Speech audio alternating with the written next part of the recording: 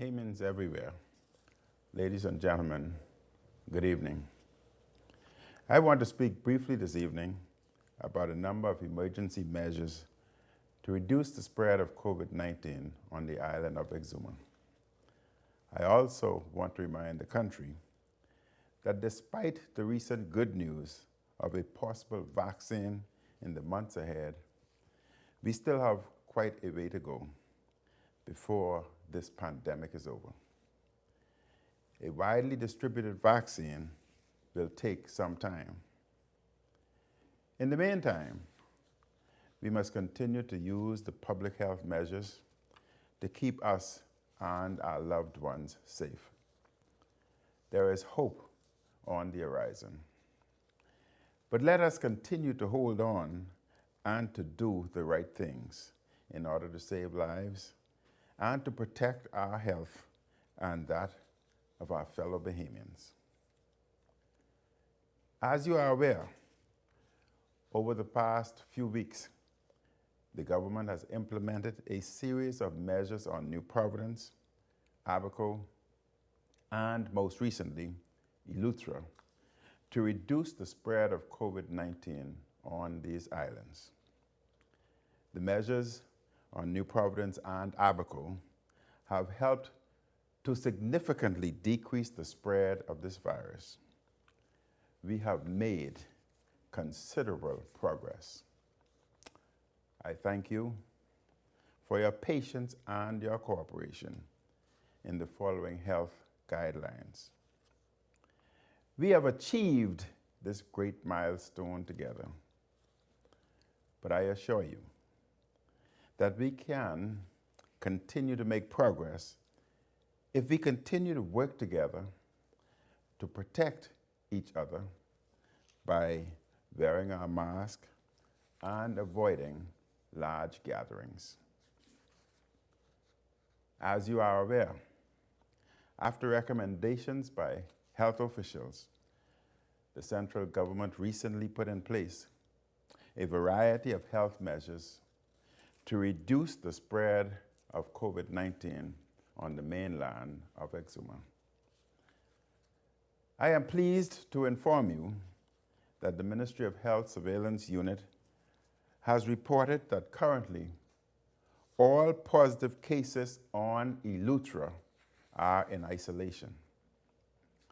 Further, all of their contacts are in quarantine and are being closely monitored. I wish also to report that over the past 2 weeks, health officials have observed an exponential increase in cases in Exuma following the October holiday weekend and 2 major social events. Over the past week, Exuma has recorded 30 new confirmed cases of COVID-19. As of yesterday, the 10th of November, a total of 79 positive cases of COVID-19 were recorded on the island of Exuma. Of that number, 28 cases are active, 2 are hospitalized, and sadly, there's been 1 COVID-19 related death. I offer my condolences to the family of the deceased and to all those who recently lost loved ones. The data from Exuma has demonstrated the need for urgent action on that island. Accordingly, we are putting in place measures consistent with the health measures we recently implemented in Eleuthera. We have already boosted the number of health officials in Exuma. Additionally, a team consisting of contact tracers and members of the surveillance unit will be deployed to Exuma this coming Friday for further assessment. The strategies employed by our health officials are as follows. When there is an exponential increase in new confirmed cases of COVID-19 over a short period of time, restrictive measures will be put in place to mitigate the spread in that location. These restrictive measures are combined with the wider and more comprehensive strategies that include contact tracing, testing, health screening surveys, isolation, and quarantine. Tonight, I wish to announce that effective Thursday, the 12th of November, the following health measures will take effect on the mainland of Exuma.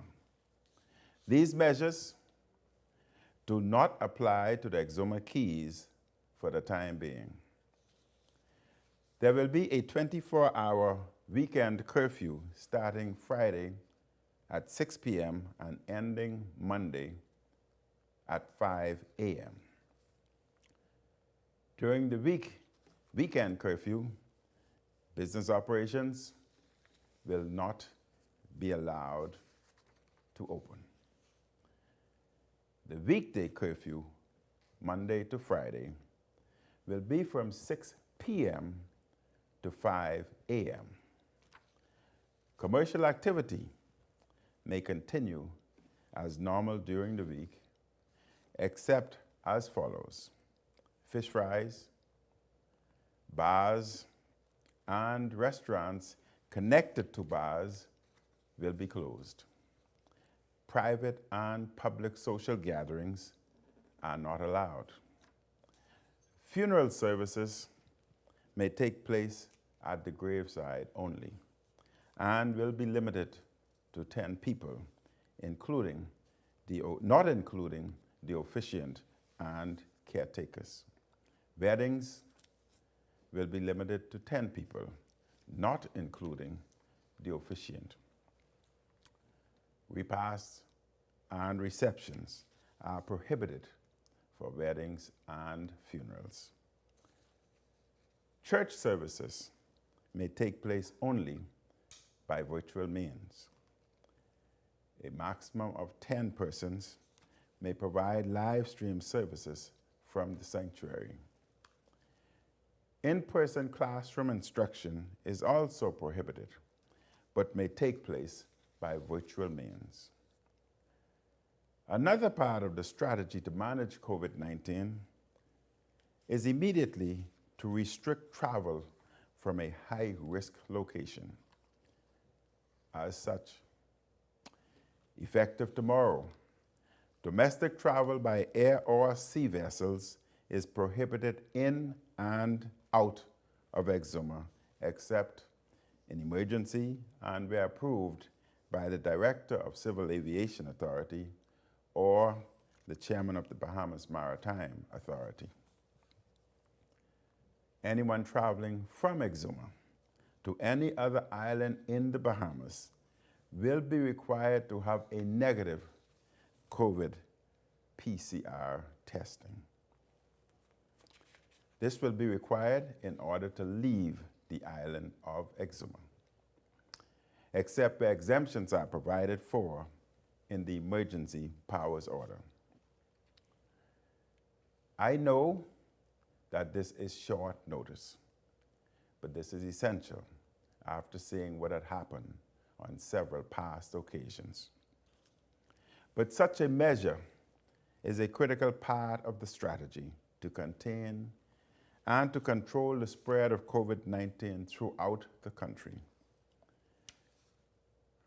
This measure is designed to stop possible spikes on other islands because of individuals who may be COVID-19 positive quickly moving to other islands.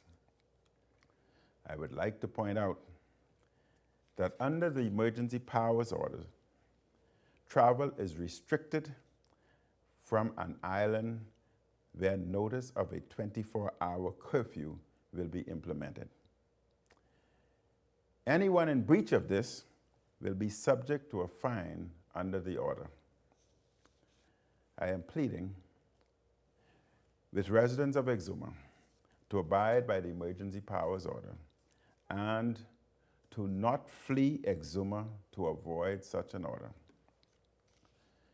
The Minister of Health, the Honorable Renwood Wells, will provide additional details on the COVID-19 situation in Exuma and an update on Eleuthera at the ministry's regular press conference this Friday. As I noted this past Sunday, as we emerge out of the second wave, let us cautiously be optimistic and let us continue to be careful. Yesterday, the government re-implemented the 14-day quarantine requirement for travelers from New Providence to the Family Islands. This requirement will be in place for a short time only. We anticipate that it will be lifted once the domestic health screening survey is implemented, consistent with the international health screening survey. Bahamians, ladies and gentlemen, we are opening up. But if we stop following the health advice, viral cases will increase again and we may end up back where we started. There are several things we must continue to do. Wear your mask properly over your nose and your mouth. Wash or sanitize your hands regularly. When out, remain physically distant from others. We must be mindful that even though our situation has improved to some extent, the pandemic is not yet over. It will continue into the next year.